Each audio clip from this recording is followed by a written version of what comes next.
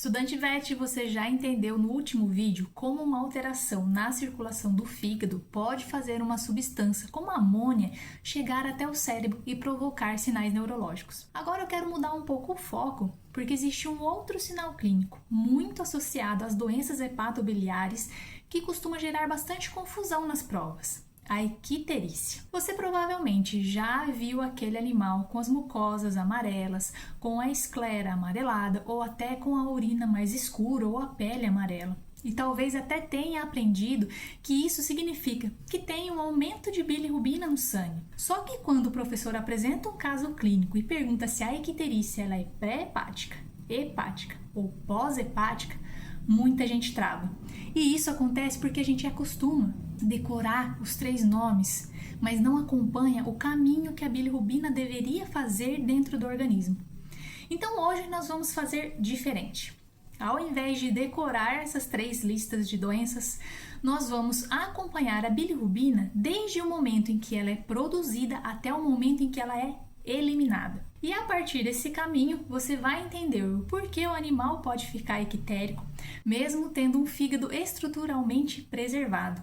Porque o outro desenvolve a icterícia por uma doença hepática e porque um terceiro pode ainda apresentar o mesmo sinal clínico porque a bile não consegue chegar no intestino. Muito prazer, eu sou a Paula, eu sou estudante de medicina veterinária e assim como você, eu estou aprendendo um pouco todo dia para poder ajudar meus futuros pacientes. Antes de falar sobre a doença, precisamos acompanhar o caminho que essa molécula faz no corpo. A maior parte da bilirrubina do organismo, ela é produzida a partir da degradação da hemoglobina das hemácias que chega no final da sua vida útil normal.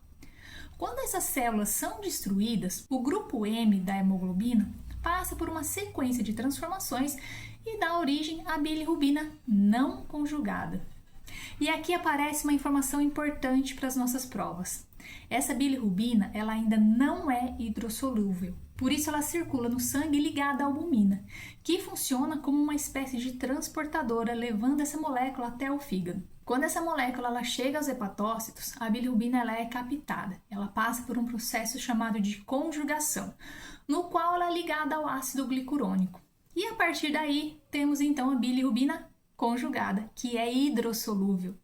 E por isso ela é transportada pelos canalículos biliares dentro da bile. A bile segue pelo sistema biliar, chega ao intestino e depois de sofrer a ação das bactérias intestinais, a bilirrubina dá origem a metabólitos como o urobilinogênio, que participam das vias de eliminação pelas fezes e pela urina. Então guarda essa sequência porque ela vai organizar todo o restante da nossa explicação. E se precisar, volte e assista novamente. Primeiro, a hemácia ela é degradada. Então a bilirrubina ela é produzida. Chega ao fígado junto com a albumina e então é conjugada e é eliminada pela bile, seguindo para o intestino. Agora imagine que alguma coisa interrompa esse processo. E é daí que nasce a icterícia. A icterícia acontece quando a concentração de bilirrubina ela aumenta o suficiente para o pigmento, para que o pigmento se acumule no sangue ou nos tecidos, produzindo aquela coloração amarelada característica das mucosas, da esclera e de outros tecidos. Em cães e gatos, a manifestação clínica geralmente aparece quando a concentração de bilirrubina ela está em torno de 2,5 a 3 mg por decalitro ou mais. E agora nós chegamos à parte mais importante que nos interessa para a prova. Para descobrir se a icterícia ela é pré-hepática ou pós-hepática, você precisa perguntar uma coisa muito simples. Em qual etapa deste processo a bilirrubina deixou de seguir o seu caminho normal? Começando pela icterícia pré-hepática. A alteração acontece antes de a bilirrubina chegar no fígado. O exemplo clássico é a hemólise. Imagine um animal apresentando uma destruição acelerada dessas hemácias. Quanto mais hemácias são destruídas, maior a quantidade de hemoglobina liberada a ser degradada e, consequentemente, maior a produção de bilirrubina. O fígado ele continua funcionando e continua tentando captar esse material, tentar conjugar e eliminar essa bilirrubina. Só que existe um limite, uma capacidade de processamento do hepatócito. Quando a velocidade de produção ultrapassa a capacidade de eliminação, a bilirrubina começa a se acumular na circulação. E é por isso que uma doença que não começou no fígado pode terminar produzindo a icterícia. Olha isso. Um cão com uma anemia hemolítica pode ficar amarelo, ictérico, sem que a causa primária esteja no fígado. Na prática veterinária, a hemólise imunomediada é uma causa importante de icterícia pré-hepática em cães, enquanto nos gatos, a hemólise associada a alterações como corpúsculos de Heinz também pode estar envolvida. Agora vamos deslocar o problema para dentro do fígado. Na icterícia hepática, a própria capacidade do fígado de processar e eliminar a bilirrubina está comprometida. E aqui existe uma diferença importante em relação à pré-hepática, porque a falha pode acontecer em diferentes etapas dentro do hepatócito, ou na captação de bilirrubina, ou no transporte hepatobiliar, ou na conjugação, ou na secreção canalicular que pode estar prejudicada. Então não pense em icterícia hepática como se fosse apenas um hepatócito que não consegue conjugar. Essa alteração ela pode acontecer em diferentes pontos da função hepatocelular. Isso significa que a doença que provoca uma redução importante na massa do fígado ou lesão hepatocelular grave está acontecendo. Pode ser também um processo inflamatório, uma sepse, alteração no transporte dos canalículos que estão comprometendo a eliminação da bilirrubina, que vão causar esse aumento. Ok até aqui? E agora nós chegamos ao nosso terceiro mecanismo. A bilirrubina foi produzida.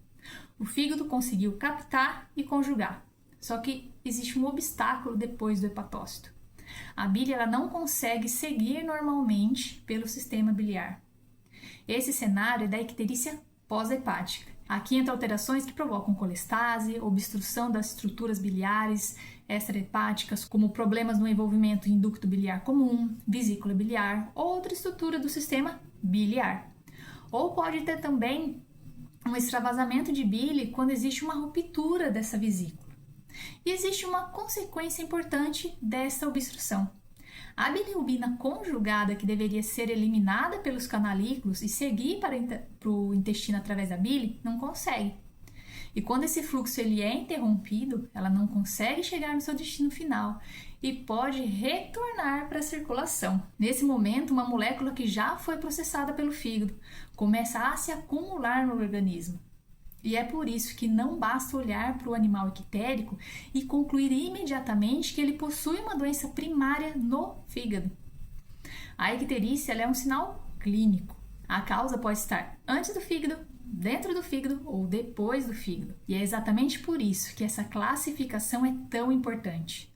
Imagine uma dessas três situações apresentada em uma prova, se tratando de cães, por exemplo. O primeiro apresenta anemia intensa e sinais de hemólise. O segundo apresenta uma doença no fígado grave. E o terceiro apresenta colestase. E aí, como que você explica isso? Já que os três animais podem estar amarelos, ictéricos, mas o mecanismo que levou à hiperbilirrubinemia é completamente diferente em cada animal. Vamos lá? No primeiro existe então a produção excessiva de bilirrubina. No segundo, existe um comprometimento do processamento e da eliminação hepática. E no terceiro, existe uma dificuldade da bile seguir pelo sistema biliar. Essa é a lógica que você precisa levar para as provas. Não comece pelo nome da doença, comece pelo caminho da bilirrubina. Se a produção aumentou antes de chegar no fígado, pense em pré-hepática. Se tem uma falha no processamento, na eliminação, pense no próprio fígado, na hepática. E se a bilirrubina ela já foi processada, mas ela não consegue chegar até o intestino, pense na pós-hepática. E existe ainda uma informação que pode ajudar muito no nosso raciocínio. A bilirrubina não conjugada é pouco solúvel em água e circula fortemente ligada à albumina, enquanto a bilirrubina conjugada ela é hidrossolúvel. Por isso, alterações diferentes ao longo deste percurso podem produzir padrões distintos de hiperbilirrubinemia. Só que aqui existe uma armadilha. Não tente transformar a bilirrubina direta e a indireta em uma regra absoluta para descobrir a localização da doença. Na rotina clínica, a distinção entre bilirrubina conjugada e não conjugada pode ajudar a construir o raciocínio, mas isolada, ela não é o suficiente para definir a causa e dizer se ela é pré, hepática ou pós-hepática. própria literatura veterinária destaca que a fração direta e indireta possui utilidade diagnóstica limitada quando analisada sozinho. Então, diante de um animal ictérico, a pergunta mais importante não é simplesmente qual a bilirrubina mais aumentou. A pergunta é, em que ponto do metabolismo da bilirrubina esse processo deixou de funcionar normalmente? Quando você constrói essa sequência, a classificação deixa de ser uma decoreba. E isso também explica por que um mesmo sinal clínico pode aparecer em doenças completamente diferentes. A mucosa amarelada ictérica não conta sozinha onde está o problema, mas ela dá uma pista. Ela apenas mostra que existe bilirrubina demais circulando e se depositando nos tecidos, e quem vai localizar a origem da alteração é o raciocínio fisiopatológico, junto com o histórico, junto com o exame físico, com os exames laboratoriais e, quando necessário, com os exames de imagem. E essa é uma das coisas que eu mais quero que você leve dessa série. Quando uma doença parece ter muitos sinais diferentes, procure a função que foi perdida e acompanhe as consequências da perda.